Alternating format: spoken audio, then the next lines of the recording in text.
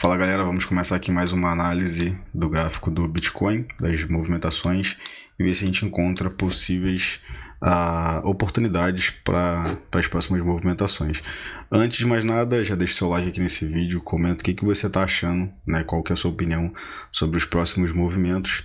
E se você não é inscrito no canal, se inscreve, ative as notificações, compartilhe com seus amigos, que ajuda o YouTube a entender que esse conteúdo é relevante e propagar para mais pessoas. Beleza? Aqui na descrição também tem um link do nosso grupo gratuito, tem diversas informações relevantes lá, informações de qualidade, e você também pode interagir, mandar mensagem, é muito interessante, aconselho que você participe, o link está aqui na descrição. Vamos lá, o que eu vejo para o Bitcoin, né? No último vídeo que eu fiz aqui no canal, eu falei que o Bitcoin estava fazendo um pullback sem volume, né? Que era basicamente esse movimento aqui. O vídeo foi feito no dia 28, se eu não me engano. Eu estava falando desse movimento aqui no diário, que ele estava fazendo uma retração com diminuição do volume, então esse era um sinal de continuação do movimento principal. Olhando aqui no gráfico diário, a gente sabe que o movimento principal tem sido um movimento baixista, né? Então, o que aconteceu depois disso? O mercado realmente foi lá, testou próximo das regiões de mínima, chegou ali próximo do 18.700, não renovou mínima, já começou a apresentar um indício, né, de divergências, ou seja, a gente não teve de fato a renovação de mínima, mas ele estava caindo, com o IFR já entregando menos força do que o último movimento de baixa, e também com muito menos volume, né? Nessa formação de mínima aqui, eu tive esse volume negociado, e nessa formação de mínima, a princípio, né, desde que ele formou essa base de preço, também tive menos volume. Então isso também é um sinal que a gente poderia ficar de olho caso o mercado fizesse a renovação de mínima nos preços. Como não fez, essas divergências elas só mostraram para a gente que poderia acontecer, mas se o mercado não renovar a mínima, não caracteriza uma divergência de fato, né? Até porque ele vai estar diminuindo o preço, só que não vai renovar a mínima. Então ele tem um fundo mais alto também nos preços, e aí fica de acordo com o indicador. Mas caso ele venha testar essas regiões aqui embaixo, né, essas regiões aqui de 17 mil, abaixo do 17 mil, com essas divergências se mantendo, é um ótimo sinal para a gente se posicionar. Beleza? Outra coisa que eu queria mostrar para vocês é em relação ao que a gente falou lá no grupo. A última vez que eu falei lá no grupo sobre a teoria de Wyckoff, né? Para quem quiser saber um pouco mais, tem até um link que foi compartilhado por e-mail mesmo pelo TradingView, bem interessante, o Lucas compartilhou no grupo, falando um pouco da teoria, mas basicamente ele mostra, é uma teoria que fala um pouco sobre a atuação de big player, né? de institucionais no preço dos ativos, a fim de manipular esse ativo para conseguir liquidez para montar e desmontar suas posições. Basicamente, quando você tem um ativo acumulando numa região de acumulação, posteriormente esse ativo ele inverte uma tendência de baixa e inicia-se uma tendência de alta, né? Mas quando os institucionais têm a intenção de distribuir, ou seja, se desfazer dos seus ativos no lucro após um movimento de alta, eles normalmente fazem essa manipulação nessa movimentação de distribuição, e normalmente isso acontece nos topos, marcados nos topos principalmente, e após essa distribuição o mercado entra numa tendência de baixa. Beleza? Basicamente isso, mas o vídeo que tem lá no link que o Lucas compartilhou é bem completo. Aconselho que vocês vejam também, tá lá no grupo. Beleza? Basicamente o que a gente pode colocar aqui para ficar atento no gráfico do Bitcoin. Eu vou mudar para o gráfico de linha, gráfico diário. Eu vou colocar uma linha paralela tanto nessa marcação de fundo e nesse topo que ele marcou aqui na região dos 21.700, né? Por quê? Deixa eu colocar aqui até o canal paralelo de uma vez. Eu vou colocar ele nesses dois pontos. Deixa eu ver se vai ficar certo. Pronto. Essa região de preço, para mim, caracteriza inicialmente uma possível estrutura né, dentro da teoria que a gente mencionou, que é a teoria de Wyckoff. O que caracteriza de fato se isso aqui vai ser uma distribuição ou uma acumulação, né? No caso, quando você tem um movimento de distribuição dentro de uma tendência de baixa, a gente chama isso de redistribuição. E se a gente tem esse movimento de acumulação dentro de uma estrutura de alta, ou seja, o mercado está subindo, ele acumula, depois continua subindo. Isso é uma reacumulação.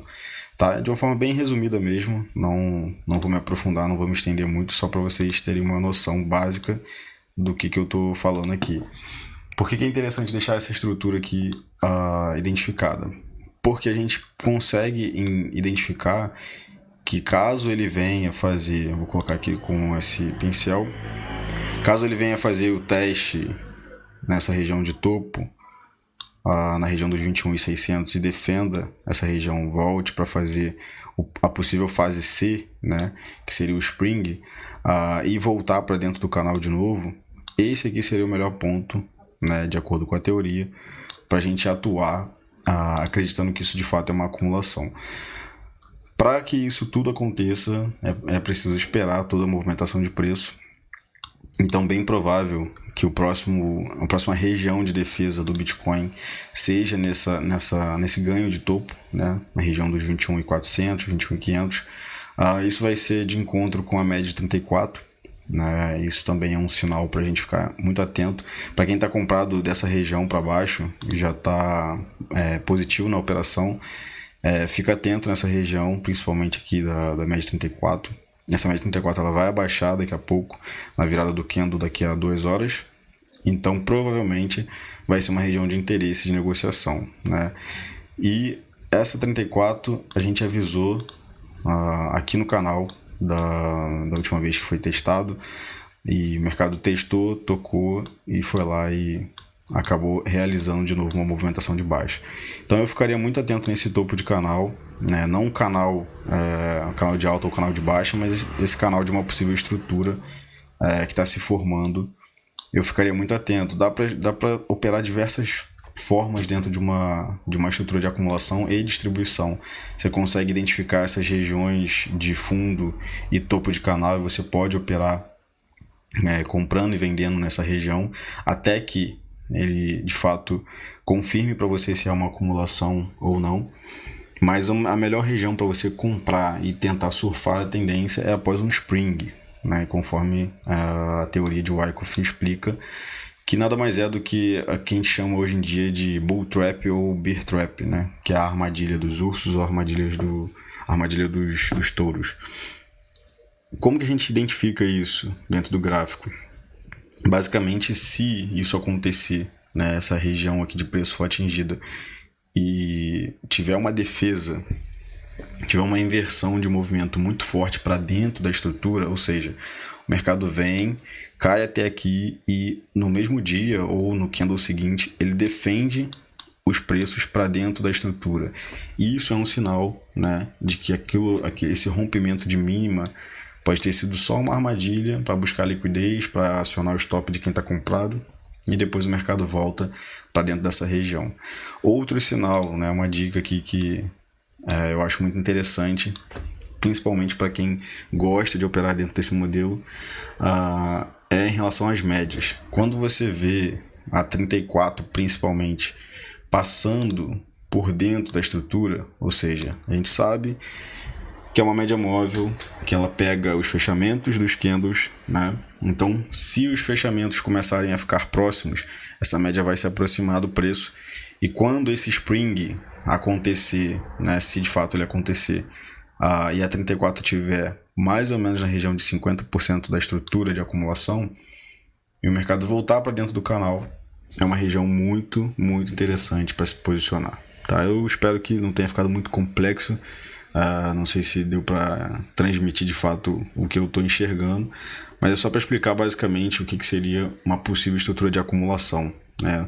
Outro sinal que a gente vê muito acontecer dentro de uma estrutura é o rompimento das linhas de tendência, ou seja, a gente sabe que o mercado ele é formado por topos e fundos, E esses topos e fundos, eles dão pra gente uma linha de tendência, seja ela de alta ou de baixa. No intraday isso dá muita oportunidade. O Lucas até compartilhou algumas operações esses dias no grupo que deram um bom resultado, justamente utilizando esse conceito bem simples, mas muito eficiente.